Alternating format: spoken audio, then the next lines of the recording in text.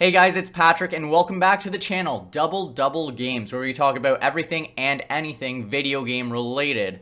If you like what you see and what you hear today, be sure to hit that subscribe button, hit the like button as well, and share it with your friends and family. That'd be super duper cool. So a couple of weeks back, I made a video of my top 5 PS1 games that I would like to see come to the PS Plus premium service. So I only saw fit that we make another video today regarding what games I want to see come to the PS Plus service via the PS2, right? So yeah, let's get to it. By the way, I couldn't just narrow it down to top 5 because I have so many PlayStation 2 games that I absolutely love. So I think this is like a top 10 list. So yeah, let's get to the video and enjoy. Making the debut as our first game on the list is Dragon Quest VIII, Journey of the Cursed King. So I just got into the Dragon Quest series a little bit later in life, and I actually started playing this one for the 3DS not too long ago, and I really love it.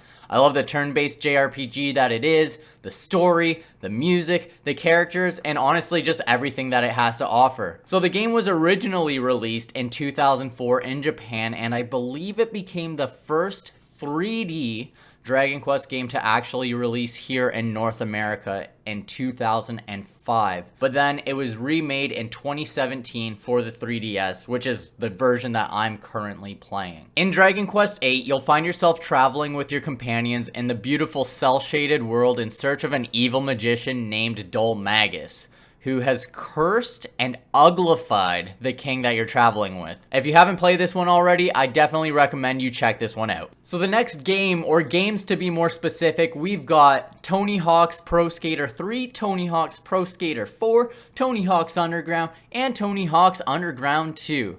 If you watched my PS1 video, you've probably seen these ones coming. I've said it once and I'll say it again. The tracks for these games are absolute fire. If you've ever played a Tony Hawk game, you know exactly what I mean. The PS1 games laid out the foundations for the series, and the PS2 games definitely improved on them all while keeping it faithful to the original. Things definitely get a little bit more spicy once we hit the Underground series, because for the first time it adds a true story mode and the ability for you to hop on and off your skateboard at will. This next game I also previously mentioned on my PS1 video, so go check it out. This game being Ultimate SpiderMan. Like Dragon Quest VIII, this game is also cel-shaded and really takes on that comic book visual type of tone. You get to play both as Spider-Man and Venom throughout this original story, all while eating and feeding off the people of New York as you play as Venom. While we're talking about that, we might as well just include the original Spider-Man trilogy as well. The ones that were voiced by the one and only Tobey Maguire, ensuring that these games stayed true to their movie trilogies. I had a blast and a bunch of fun playing all these games way back when, and I'd absolutely love the chance to play them again on modern consoles. The Simpsons Hit and Run had to make this list. If you don't agree, then I guess we can't be friends. This was pretty much the Grand Theft Auto game made for kids. There's a slew of characters that you get to play as well. You go running over people in Springfield, progressing through the story. But honestly, as a kid, I just had fun driving around, stealing different cars, trying to outrun the police, and of course, doing a good old hit and run. If you haven't played this one, you better cross your fingers. It definitely makes its way to the PS Plus service. We're going to add another JRPG to this list, that game being Persona 4.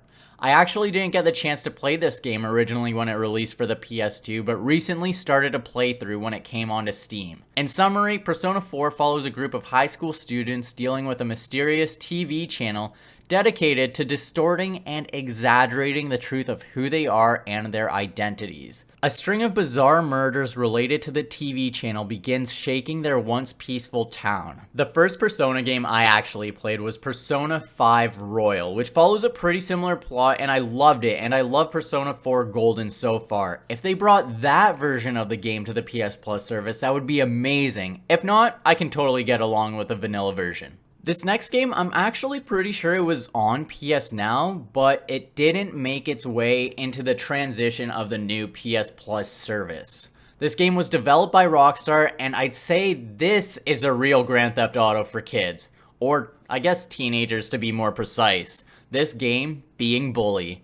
In Bully, you found yourself sent to a boarding school, going around and attending classes, beating up kids from different cliques, riding around town on different bikes. It was great. I couldn't recommend this one enough. I'm extremely surprised that they haven't made a sequel to this game.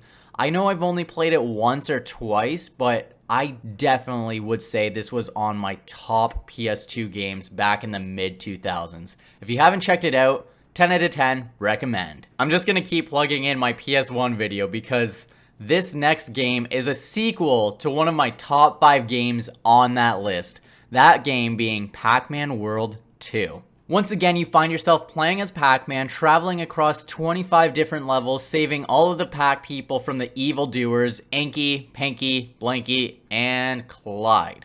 What a great fourth name for a ghost, eh? Clyde. All the other names rhyme. And I think whoever named this one clearly didn't get the memo. Anyways, this game improves on its predecessor, both mechanically and graphically, and it's definitely a must play, and hopefully it does come to the PS Plus service. Up next, it's the Kingdom Hearts games. All of them. Every single Kingdom Hearts game that was made for the PS2, it needs to come here to the service. I feel as though these games aren't going to get a PS2 version release because they were already ported to the PS4 with updated graphics, so it'll probably just be there in a collection. But until then, I definitely think that these should be added to the subscription service. I recently went back to play the Kingdom Hearts games, and the goal was to play one after the other, starting off at number 1. I played maybe half, probably about half of number 1, and I just could not get through it. The controllers are so clunky, and as a kid, you don't really notice those things because it's just kind of what you're used to. But going back, holy hell, absolutely brutal. But don't get me wrong, I still love this game, and I really want to play it for the story. It's just those controllers. We've still got a couple more games to go, so let's truck through this, alright? Stay with me. This next spot is taken by a PlayStation mascot. This mascot being Sly Cooper. The Sly Cooper series is definitely in need of a visit with modern day video game tech. It's rumored that there's going to be one, or there is one in development, but I'm not going to believe it until I see it. Until then, I can for sure settle with the OG trilogy that made its way onto the PS2 and was oddly enough on PS Now, but like Bully, it didn't make the transition to the PS Plus service. If you've never played or heard of Sly Cooper, basically you're a badass thieving raccoon and your crew is a turtle and a hippo, and you go and test your strength and abilities to see whether you can take the mantle of a master thief like Sly's ancestors before him. Play it. This last game on the list is a little bit far-fetched. Maybe like way far-fetched. I don't think it would ever happen, but I think it'd be really cool if they could get these games onto the PS Plus service. These games being Guitar Hero. If you've never played a Guitar Hero game, crawl out of the rock you live under and play it ASAP. This game is actually what made me become a musician. I had so much fun playing Guitar Hero with my friends in elementary school that I wanted to actually be in a band.